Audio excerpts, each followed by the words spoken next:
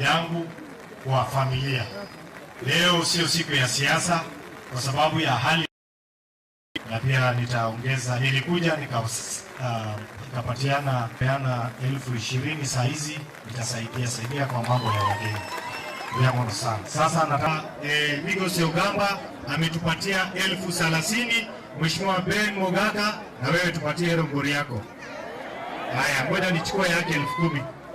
Haya, tuma kwa familia hapo. Asante sana. Hii maneno ni hatutaki.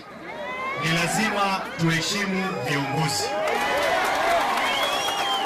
Kwa hivyo sisi wote ni watu wamoja, si ndio? Kwa hivyo hii mambo ya kusema hii mambo ya huo Kenyoma tuachane nayo. Mimi nimechaguliwa kama mjumbe wa Nyaribari. Ni lazima muniheshimu.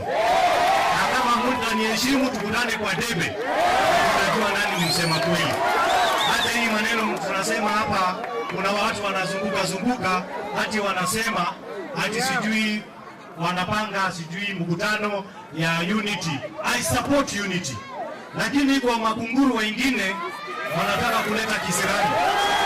Tuheshimianeni na nyinyi. Haya, sasa nataka nimkaribishe my brother, Your Excellency, the Deputy Governor of Kisii County, Mheshimiwa Obebo. Kisha nimesikia hata watu wengine wanasema mambo ya mchele.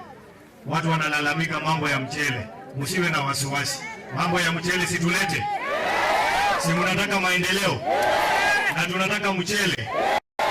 Wale wanapiga kelele ya mchele ni watu wamekula wameshiba, hawajui hawa watu wetu.